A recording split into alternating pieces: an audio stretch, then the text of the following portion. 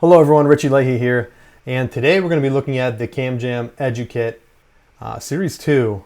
This is going to be the second worksheet that comes with it. I was going to start with the first EduKit, but mine was old, and I might have already done a couple videos with it in the past, but the lights were burnt out. This one's going to be pretty similar though, in terms of what you see. So if you have the second one, we're still using the breadboard. I have it connected here, and I'm going to give you a little preview of what we're going to do. You can see that we're going to be lighting it up and turning on a buzzer today. I have it kind of showing the breadboard right now with the cables. We have a couple of them pigged in. This one I have moved up a little bit, but it's going to connect with the very first one on the far right side in the top corner here. But once again, just like in the past, these are connected and then the rows across. So we're really providing power to the lights here for the blue and the red. And then they're going to connect with the pins on the Raspberry Pi itself. So we have, I believe we have a ground wire, and then we have 3 that are connected to each of the elements. We have the first one here is going to turn on the red light. The second one here is going to turn on the blue light. And then the last one is actually going to buzz the buzzer down below. So let's go ahead and take a look at the code for this. So my terminal is a little bit of a mess, but we're going to do the LED buzz. So just like I did in the last video, Python 3, I named this one 02 since it's the second video, and we're doing the LED buzz. Once again, these are hosted from CamJam, pretty similar. The documents are on their GitHub. So if you look directly, you won't have to type all of this in. I tried originally to connect and type everything while I did the video, and it ended up being a disaster because I kept knocking the camera down. So that's why we're going to try a different approach. And I have everything set up and connected. It's going to be a little bit easier if you would like to look at the document. They have some great visuals of actually where to connect these pins. It might be a little bit tough to see in my video. I have a top-down view here, but you can kind of see the numbers where the red light's on row 22, and then we have the blue one down here connecting on like 25. And then I also have the buzzer at the very bottom. So these are going to be a little bit easier if you're looking for a diagram. They actually are in the EduKit GitHub. They have worksheets that show you along with the code so that you don't have to type this up. So that's what we're looking at here. I just have my file named a little bit different, but everything else should be the same. So we're going to go through this line by line. Have some comments at the top showing that this is CamJam EduKit 2. Doing the sensors, it's also the second worksheet. I went over the first worksheet. I think they're the same in each EduKit in the first video, but I'm going to go from here since my first kit has kind of bit the dust. We are going to import the libraries just like we did last time, rpi.gpio.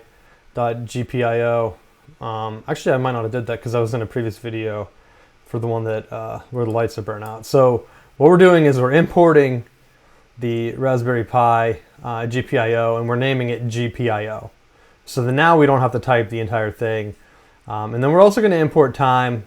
We're using this as we go through to do some of the timing for the buzzer, because that way that buzzer works is once you trigger it, it's going to buzz nonstop until it's turned off. But we're going to go through and we're setting up some of the modes at GPIO. You can turn warnings on if you would like by changing this to true. One of the things I just did a test to see what would happen if you have it on true and you already have triggered some of the outputs. It will tell you like, hey, GPIO 18 is already enabled. Things like that. They're just kind of like warnings, or if you are encountering other errors, you might want to turn it on to true just to see if there's any like typos or other things that didn't come up from Python. And next, we're using the 3 pins. Now these pins are numbered in the diagram here, but let's go back so that I can show you. The first one I believe is the 18. It's like the 6th one down on the right, I believe. Let's count them. 1, 2, 3, 4, 5, 6. Yeah, so 6 on the right is 18. I'm using a 40 pin Raspberry Pi. Then we skip a row and then we go to the left. That's going to be number 22, which I believe is connected to the buzzer, but we'll take a look in a second. And then right underneath that one, I think it's row 9 on the right, is going to be the other light. So that's what we're looking at here.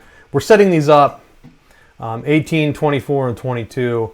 This is how we control them. So yeah, right below it, 18 and 24 are the lights. Actually, they have them on, so it's just turning them all on, I want to say. It's hard to see because my camera's blocking the cables. I don't know if they cross, but these are the 3 that we're turning on, and we're setting the volume and the light display to high. And then here we let them run for 1 second. That's what the time's for. If you want to increase this, you can, but it will go to sleep after 1 second. And then, so basically, it starts here, turns them on. Like I said, it runs nonstop. It pauses for 1 second here. So this is actually pausing it. Hopefully I'm explaining this good. But it's going to wait to run these next line of code. So it's not that the light's being paused. It's that the program that we wrote is being paused. So the program's going to go to sleep before it runs these next couple of lines.